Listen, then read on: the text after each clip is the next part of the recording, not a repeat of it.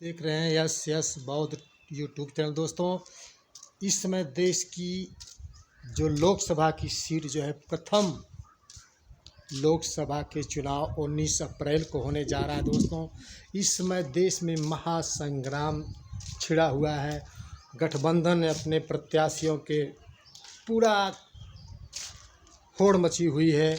वहीं पर एनडीए भी अपना प्रत्याशी, और वहीं पर जो है कहा जा रहा है बीएसपी अकेले अपना जो है दांव आजमा रही। दोस्तों, चुनाव त्रिकोणीय हो गया है। तीनों तरीके से तीनों पार्टियां अपना पूरी जोश होश ताकत से अपना दांव पेच खेल रही। दोस्तों, अब ये चुनाव प्रथम 8 लोकसभा का चुनाव ये 19 अप्रैल से शुरू होने जा रहा है। दोस्तों, मुश्किल से 4 दिन रह गए हैं। दोस्तों, अब सबकी नज़र इस पर लगी हुई है कि गठबंधन क्या एनडीए को हरा सकता है।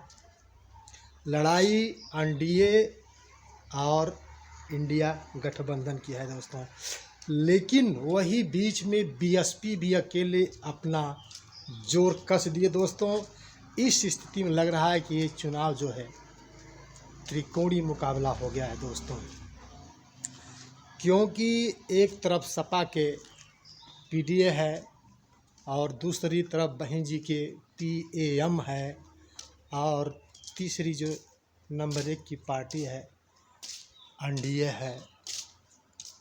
अब किसका कौन खेल बिगाड़ता है। अगर सपा के तरफ इधर वोट, बसपा के तरफ इधर वोट बट जाते हैं दोस्तों, तो फायदा तीसरे को ही नहीं होगा।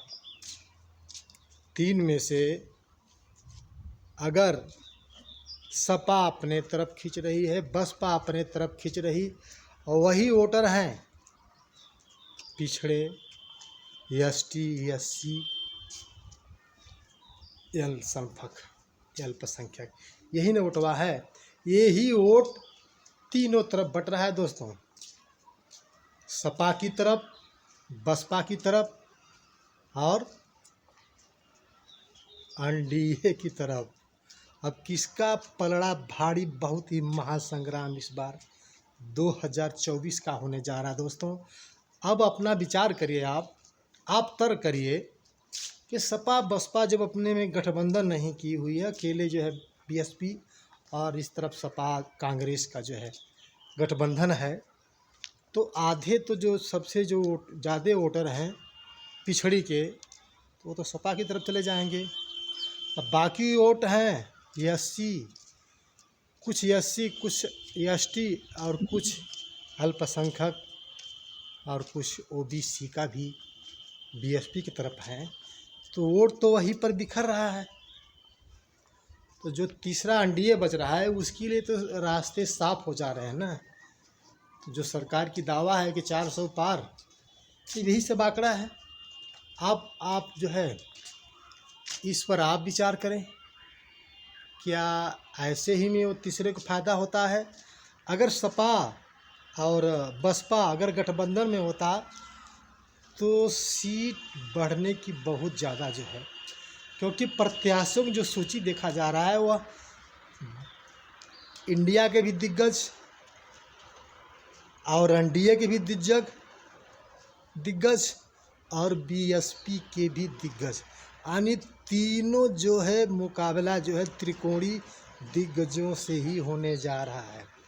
तो एक तरफ सपा बसपा बांट लेगी, जो एनडीए बचेगी उसके लिए अकेला हो जाएगा।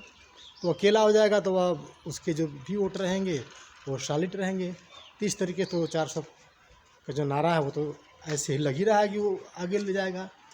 लेकिन जब सब लोगों का एक नारा था कि इंडिया गठबंधन मिलकर एनडीए को हराएगी, हराने का काम करेगी, सत्ता से उखाड़ने का काम करेगी, तो जब ये छोटे छोटे जितनी पार्टियां हैं, जैसे अपना दल है, ओबीसी साहब का है, और सपा का है, कांग्रेस का है, और बीएसपी का है, इसमें भी पीएएम बन गया है, इसमें सपा में भी पीडीए भी बन गया है। तो जब छोटे छोटे तमाम पार्टियां जब सब एक में तालमेल नहीं कर रही हैं, गठबंधन नहीं कर रही हैं, आपस में जो बिखरी हुई हैं, तो देखिए तीसरे को तो फायदा हो ही जाएगा। आपको अगर अपने शासन सत्ता लेना है तो एक होना होगा ना, बिना एकता के शक्ति नहीं हो सकती। ये जो है बहुत बुजुर्गों ने, हमारे देश के बुजुर्गों ने कहा कि एकता में शक्ति है, अकेला आदमी चना नहीं भाड़ सकता। इसलिए सबके गठबंधन की ज़रूरत है इस समय। और इसमें जो है गठबंधन अलग है, सपा और कांग्रेस का तो है इंडिया गठबंधन, और इधर बीएसपी अकेले जो है ताल ठोक रही है मैदान में। अब ऐसे हालातों में जनता किसके साथ जाती है, किसके साथ जाती है, वो जनता आज खुद समझदार हो गई है कि अपने हक अधिकार के लिए तरफ जाएगी। जो हमारे रोज़गार की बात करें, हमारे महंगाई पर बात करें, हमारे किसानों पर बात करें, उसके तरफ जाएगी। और बाकी तो जो झूठे वादे, तमाम प्रकार के झूठे वादे कर कर के इस देश में 75 सालों से शासन सत्ता पे काबिज हैं लोग, लेकिन युवाओं को रोज़गार नहीं मिल रहा है। दर दर के ठोकर खाते हुए घूमते हुए हो रहे हैं।